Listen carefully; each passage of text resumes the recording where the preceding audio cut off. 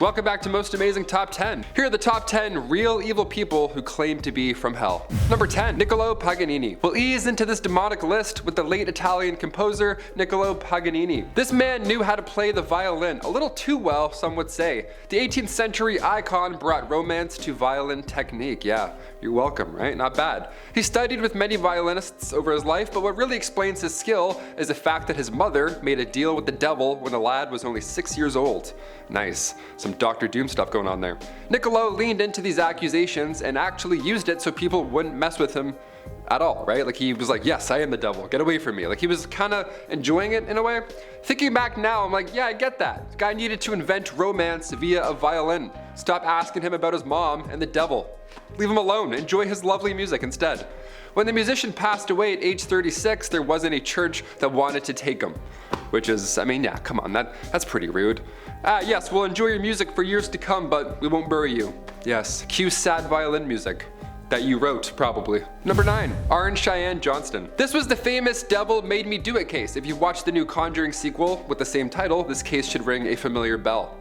Also, wasn't a great movie. Kind of ruined the trilogy there, but that's for another day. Back in 1981 in Brookfield, Connecticut, Arne was convicted of first-degree manslaughter. The victim was his landlord, Alan Bono.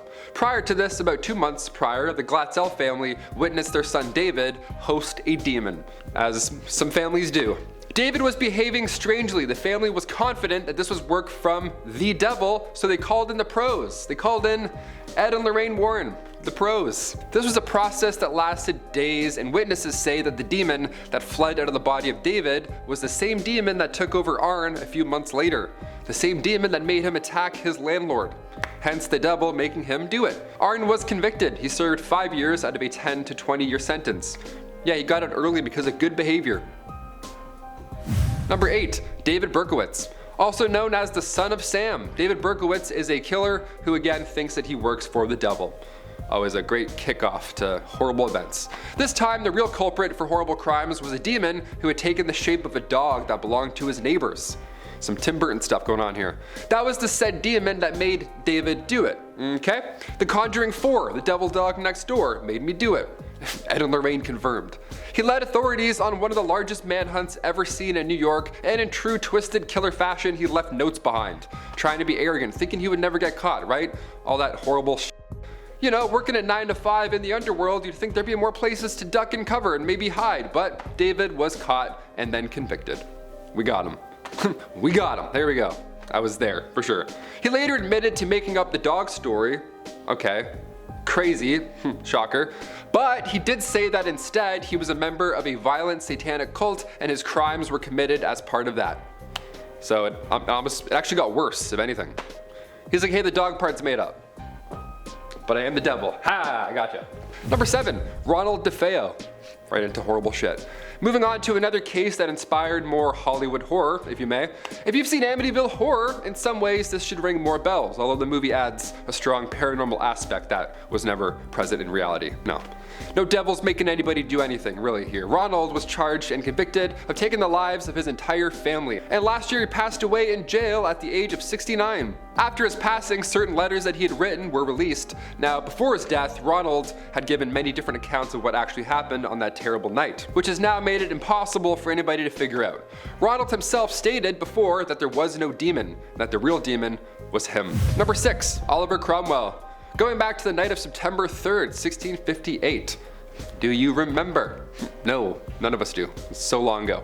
The night Oliver Cromwell met his fate, a massive storm covered the land. Now this was a big one.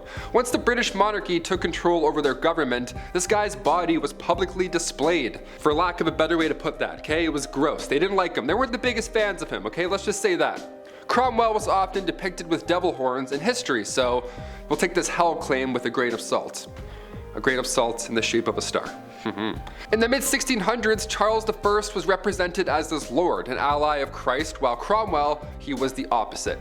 We see this today in modern day politics, you know, people drawing horns and other people, they don't want them to lose. I won't say certain names, but you get it. The only way folks could explain Cromwell's rise to power was, of course, by working alongside the literal devil, right? Or else, how else could he do it? Trees that were toppled over the storm that night. He died in Brampton Bryan Park. This is where trees were just a mess, and apparently this is where the doings of the devil himself happened. This is where the devil dragged Cromwell back to the underworld where he belongs, through this park. After this day, Cromwell's ghost was seen all along the countryside.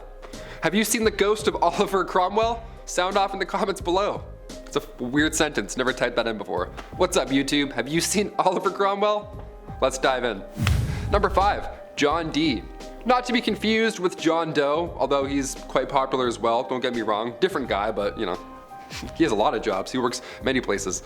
John Dee was a scientist from the mid-1500s, and in Elizabethan fashion, the scientist also fancied in the occult. Yes, working alongside Edward Kelly. John Dee casted an astrological chart in order to determine when the queen should be crowned. Yeah, one of those guys in the court. So cut to 1581, both John Dee and Edward Kelly both claim to now communicate to angels via crystal balls. Eventually the town wasn't cool with this guy speaking to angels. Yeah, not everybody's on board with that. Who would have thunk? So the queen then sent him to Manchester. She was like, okay, I hear ya. Get out of here, guy. Now he's warden of Manchester Collegiate Church. So John Dee then refused to be part of exorcisms, but a table with an odd demonic burn mark was discovered in his house. Yeah, this mark is said to be from the hoof of the devil when John Dee summoned him. That was the hard proof. And the British Museum still has John's demonic obsidian mirror if you want to go take a peek yourself. Maybe you'll hear some demonic voices that John heard as well. Wouldn't that be fun? Number 4, Michael Scott. No, not that Michael Scott. Much different. Heading back to 1175, Michael Scott was so vocal about how much demonology and black magic sucks. He was a little too vocal, you know what I mean? That's like if producer Chris every day was like, hey, morning guys, I hate vampires. Who believes in those things anyways, right? I would think Chris was a vampire, you know what I mean? This man blew it. And again, he was another astrologer. Who knew? Yeah. This time to Frederick II, an important man. So in 1230, he returned to England and he was condemned from Sicily. The piles of text on black magic just, wasn't selling it. So again, condemned. It was rumored that he would travel not by horseback, but instead by a sea creature. So again, devil stuff definitely included. There's also claims that Michael Scott got the devil to help him with the construction of Castle Belwiri, which is, I guess, a pretty neat asset to have when you're working in the underworld. The amount of driveways I shoveled growing up, I should have just called the devil. Would have saved my back. Oh my God. Number 3, Sam Little. Known for being one of the worst serial killers in history, Sam has confessed to taking the lives of more than 90 people. And while authorities have only been able to connect him to 30, they say they have no reason to doubt the validity of any other confession. You know what I mean? They're like, yeah, we connected 30, so the rest, unfortunately, more than likely is true. Sam was able to continue on this horrible path for many years because he would just commit these crimes in different states and different countries, which made it so difficult to track down. In an interview with an investigator named Sergeant LeBlanc, as they discussed religious beliefs, they spoke out about the nature of sin. And Sam stated that he had no fear of God and said that God made him this way, so why should he ask for forgiveness? Yeah, this man's challenging the system, okay.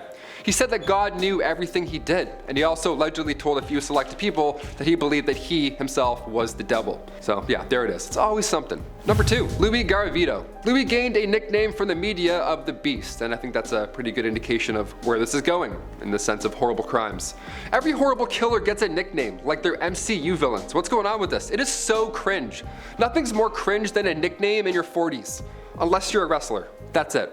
Louis is said to be one of the worst serial killers of all time, and it's believed that his victim count is up in the 300s number. That's horrible. He confessed to 147 crimes, and he was found guilty on 139 of those counts, which put his sentence at 1,853 years. Right? Pretty crazy. But here's the thing, this trial took place in Colombia, where he lives, and there was a law there which puts the maximum sentence only to 30 years.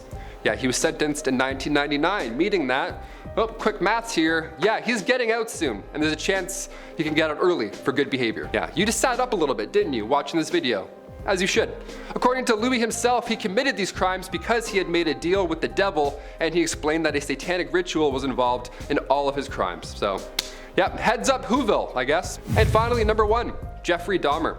Jeffrey is one of the most well-known serial killers, with his crimes taking place from 1978 all the way to 1991, okay? His crimes are too brutal for this channel, of course. I can't talk about them in detail or say certain words, or else YouTube will go and then I'll turn to vapor and then disappear forever.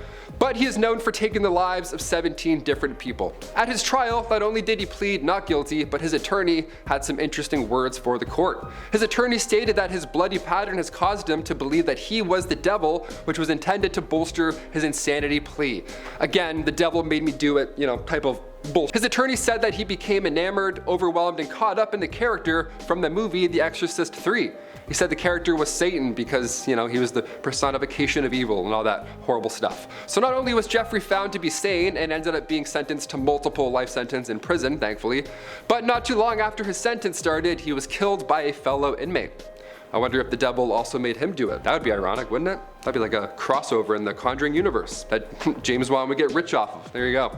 Those are the top 10 real evil people who claim to be from hell. I am not evil. Hit that thumbs up. I'm Taylor McWaters. I'll see you next time. A most amazing top 10.